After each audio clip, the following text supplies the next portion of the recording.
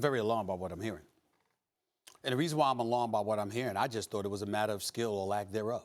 I just look at guys like Artie Burns and Joe Hayden. I love my man Joe Hayden. I always see him at the Cleveland Cavaliers game. I won't see him there this year because LeBron's gone. But I've always seen him at the Cleveland Cavaliers game. You're never going to another Cavs game. I don't believe it. Yeah. All right.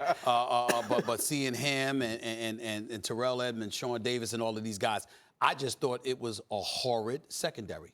To me, miscommunication.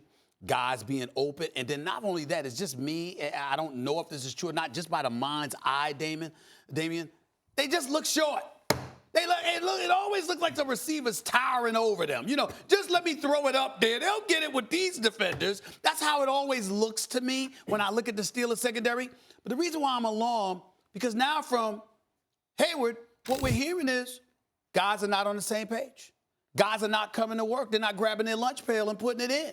Guys are thinking about themselves instead of the team. So it's just added fodder to the dysfunctionality that we have been lamenting about the Steelers. I think you're reading it wrong. Since the damn season began. I think you're reading it wrong. Go First ahead. of all, they look short to you because the secondary plays small. So, of course, they look short. You know what? They do look small, though, Max. But no, they do look short. They really do. They look short. They really do. You're saying they could use Richard Sherman yeah, back there? Man. I think there's somebody with some height. Somebody. No doubt. So, but everybody looks 5'9". Here's what I think Heyward's actually saying. And it actually relates. I don't think it's so much about what you think it's about. I think he's basically saying, look, the game plan needs to be that we trust our defensive players, even the players in the secondary who seem to not be able to make plays. So what does he mean by that? Why did the Steelers' defense look so bad? Because they weren't bringing pressure. Not only were they not bringing pressure, they were only bringing 3. They were dropping 8 back into coverage to try to make up for it, right? And what he's saying is, look, everyone has a job to do. This is how I read it. You got to trust them to do their job. We can't just bring 3 and drop 8 into coverage because we think that they need the extra help. We got to actually do it. Play defense. Let me do my job. I heard nothing about scheme, Mac. No, but that's how I heard personnel. When I read between the lines, that's how I interpret it. Okay. They can't listen.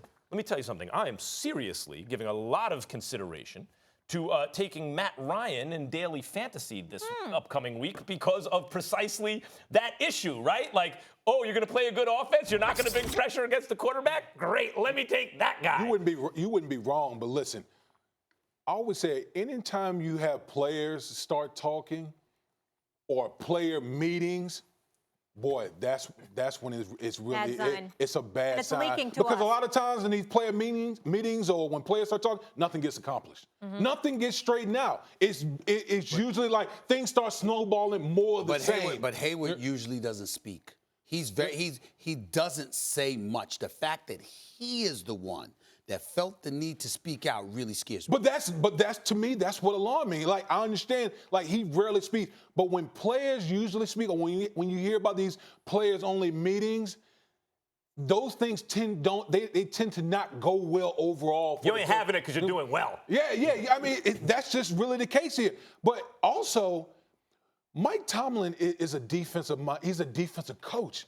It seems like every year, we don't really talk about the offensive side of football because usually they've been proficient in scoring a bunch of points. But it just seems like on the defensive side of football, every year we kind of get around to talk about, we always talk about whether it was last year when they played the Patriots and they couldn't stop Gronk for like one critical drive. It just seems like they don't have any adjustments when teams are exploiting them. That's what good coaches do, is you make adjustments, particularly in the game, to kind of show up things. Is he talking about Tomlin? He's a defensive-minded coach. So Heyward's talking about Tomlin. No, I don't. Listen, I think Heyward is talking about the players. He's basically calling out other players on the defense. Like, guys, we got to man up here because we're out there getting people in or out. Like, be here or don't be here. It basically seems like a lot of people don't even want to play there anymore. But my biggest thing is, when are we going to see the adjustments on the Steelers' defense? Okay, you can't change the players at this point. The players are who they are. Well, at some point, you gotta make adjustments, tweak things to try to solve what's going on with the Steelers defense. To me, when I don't see the Steelers blitzing, which always befuddles me, when I don't see them blitzing and trying to apply pressure to the quarterback, obviously their mentality is we're willing to bend a lot without breaking because we're scared to death of giving up the big play. My attitude is the hell with it. Put a hat on somebody, make them pay, make them scared to death that you're going to lay some wood on them. That's, to me, that's another thing. That's one thing. Bostic and T.J. Watt, relatively the same player. That's a problem for me as well. You obviously miss Ryan Shazier a great, great deal. The secondary, again, notorious for being inept over the last 4 or 5 years. We have looked at the Steelers secondary and we have not been overly impressed. Okay, I remember when I was so upset. I thought I'd never forgive Ike Taylor for giving up that damn touchdown to Tim Tebow years ago when Tim Tebow connected with Demaryius Thomas. I mean, I collapsed on my living room floor and I almost cried. That's the one I did not want to come into work the next day to deal with that stuff. It was just torture. It was just torture, right? But then I'm thinking I'm mad at Ike Taylor. Do you have any idea what I'd give to have Ike Taylor now? What I'd give to have Ike Taylor now? I mean, when I look at the Steelers secondary over the last 3-4 years, it's just deplorable. And so if you can't defend against the best, everybody looks like Tom Brady going against them. But here's the problem. The bend but don't break philosophy, which is how teams in the modern NFL actually succeed on the highest level. Usually it's a great offense we see get toward the end in the playoffs with a bend but don't break defense. Witness the New England Patriots. There's only one Bill Belichick. And everyone else, you need a requisite level of talent on the team. You know why the Falcons aren't good right now? 2 key defensive players aren't playing. Don't underestimate Shazier. You spend a middle of the first round draft pick on a defensive player, and then he's not there. Not so easy to replace that. Yeah, and they were missing a starting safety. Joe Hayden missed a game. So they had a couple injuries with that secondary. But I know that doesn't explain years of the same problem over and over. The Steelers allowing 29 points per game and the 3rd most yards in the league as of now.